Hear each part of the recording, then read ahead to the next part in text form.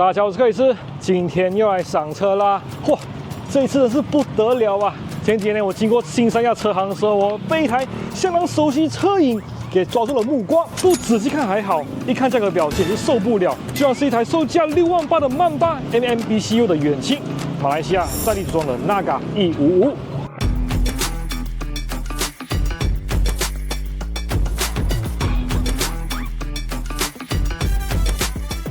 在雅馬哈與 Honda 絕對統治的馬來西亞摩托車市場下，來自台灣的三陽選擇在聚光燈下主動出擊。據我客觀觀察，三陽高調進攻性價比之王這個名號，透過與在地代理 M-Force 進口核心零件，並在當地組裝，做到一個配備給好給滿，卻開出極具競爭力的售價。據悉，三陽在馬來西亞最遠近馳名的車款便是 Husky 系列，單憑這車系，可謂讓三陽成為馬來西亞摩托車市場二線品牌代表性的存在。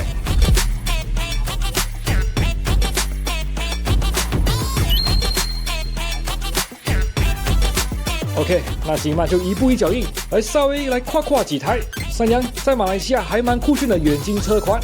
Go go， 叫請我們的 William 來稍微解釋一下，這到底是怎麼回事，好不好？大家好，我是 William。我是在這摩托行業從事了2個月的新人銷售員。這個 SYM 呢，在馬來西亞我看應該也是至少有20年的歷史了吧？據說好像說是跟你們公司在2008年開始合作了。對。但是呢，我想就是來梳理一下、確認一下，就是在馬來西亞的摩托車的民用型市場哦，可以這麼理解，就是說88%是雅馬哈跟 Honda， 對，剩下28%就是其他品牌的28%，我們要至少有10種牌子來瓜分。哇！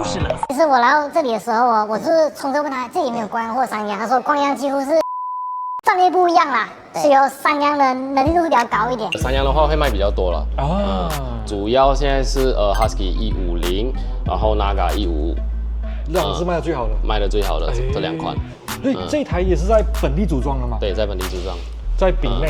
對，在檳城組裝，所以就比台灣稍微遜色一些。對，但是價格有反映出來了。對，價格會有差別。是8500嘛？對，8500。8500。對。这台是特別版是8800。对，沒有8800是包上路了。哦，8800是包上路。對，就是保險和路稅都已經還了。哦，哇，也好便宜耶。對，8500大約是台幣6萬8而已呢，不到7萬呢。對，哇哦，所以目前你經歷了2個月漫長的銷售旅途，賣了多少台已經？這個最少有賣到5輛了吧？哇，2個月賣5輛哎。對，這很好賣。以當地來說算很好賣了。對，台灣來說5台可能會被追殺。天哪，在本地都要騎夾仔了嘛？那個彎梁車，我是說我在本地也是有想過，就是買一台夾仔來騎的嘛。對啊，可是我就中意那個什麼，台灣品牌，光陽不成器，在本地已經幾乎銷聲匿跡了，所以就三陽，這還可以選嗎？這款的話就是三陽的VFE 185，然後搭載了單缸水冷，然後183cc 的引擎，然後前後 ABS 17寸的輪框。然後還有搭配 keyless 一起，就是不用鑰匙，然後就可以啟動了。哦，但是你有電瓶嘛，所以不能發動，也不能有點可惜。動力的話呢是19匹，然後17牛米的那個扭矩啦。哇！所以動力是非常的好的。而且17寸呢，在本地騎起來真的應該很爽。再加上還有7公升的油缸，所以基本上是完全夠你用一個星期了。哇！可是183cc 啊，很大排氣量哎。对。基本上是在本地最快的夾仔了。沒錯，這個排氣量，你有聽說過台灣很流行就電推嗎？電推輔助。電推，哇，電推的有，可是馬來西亞還沒有。哦，還沒有。對，還沒有。哇，這台有電推的話不得了哎。對，會飛。哇，真的會飛哎。它的水箱很特別嘞。對，水箱的話是在下面，就方便你做維修啊、維護那些。可是主要這個的用的方式。我覺得還是要造起來比較好啦。如果改裝配件的話，我覺得可以上越南的地方找一找，因為像這種夾仔呢，台灣的話是沒有的。對，沒錯。它的主要的零件都是從越南來的。哦，借屍還魂的概念。對所以基本上你可以從越南去找它的配件，更方便你改裝。還有這個是散熱片嘛？對，這裡都是。真的是進口？我們確認一下，是有進口的嗎？也還有哎，有，是真的嘞，对，是透嘞，不是偽裝的嘞。对，是都会配散热，因为马来西亚天气都比较热嘛，可以进气，引擎要散热是比较好。还是水冷，哇，不得了，哇，就链条传动，哇，很期待这台有電推，真是不得了。這款的話，如果引進台的話，應該會飛哦。哦。價格的話呢，這個是大概上路的話是11千馬幣啦。這個價錢你可以買到這個配置，這個動力應該是在別的地方也找不到了。啊，竟然比那個還要貴耶！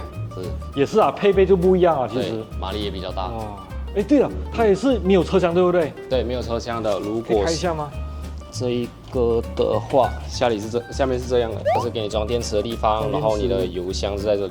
就工具包只能塞這邊。啊，對，一小片。哇，真的是，這是嘎仔的精髓。前面可以加籃子吧，感覺不好看。當然是可以。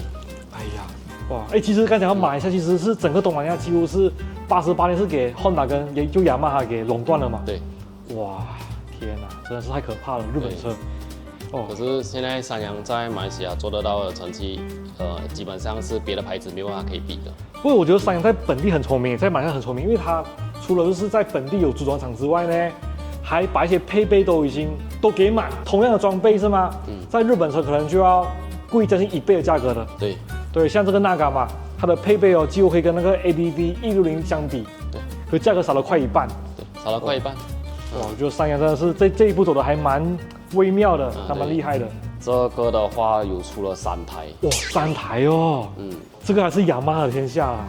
對，滿就是雅馬哈。這我回來已經快1個月了，都是雅馬哈的天下，太可怕了。這個甲台車，嚯！可是主要如果他們想要開得更快，都會選擇這一款。馬力是比雅馬哈的還要再大很多。所以雅馬哈最多到150了，已經買150，155。不過產電是135還是130之類的。對。是怎麼算啊？就本地的稅金大概怎麼算？比如說150cc 以下的話是2塊錢，2塊錢？對，150cc 以上是30塊。哇哦，其實都很便宜，其實對都沒差，其實只要你路稅和保險都還了，就可以馬上上路了。Oh my god， 在馬來西亞本地最遠近馳名的 Husky 車系，不過有點可惜啊，因為我個人比較偏好是150 Husky， 可是給我們為了給賣光了。只剩下300，來，那就稍微介紹一下這個就車系吧。這個的話就是 Husky 系列，然後它有150跟300嘛，然後配備都是一樣的，前後有 前後有 ABS， 然後有 TCS， 然後油箱的話150的話是15公升，然後300的話是16公升。哇，150有15公升。對，所以為什麼150會賣得這麼好？難怪給你賣光了。那價格方面呢？價格的話呢，150的話是在11千，300的話是在26。哇，為什麼國外的三陽特別香？